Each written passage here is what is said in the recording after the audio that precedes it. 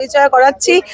আজকে আমার আরেকটা পরম প্রাপ্তি, কারণ আমার মাকে আজকে আমি সঙ্গে করে আচ্ছা। নিয়ে এসেছি।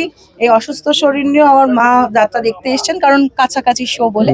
তো মা বাবার আশীর্বাদ মাথার উপরে থাকলে সন্তানরা অনেক দূর এগিয়ে যেতে পারে। তো অবশ্যই। এই মানুষটার আশীর্বাদ আমাদের দরকার সব সন্তানদের।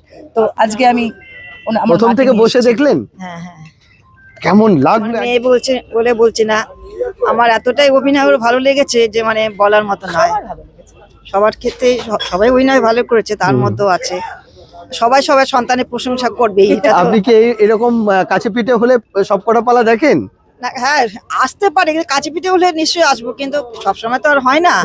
এটা কাছে হলে, বাড়ির কাছে বলে দেখতে আসতে পারলাম। আচ্ছা। এটাই হচ্ছে কথা।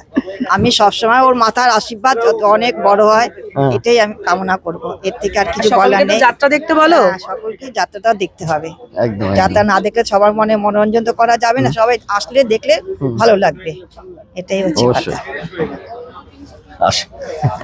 ধন্যবাদ।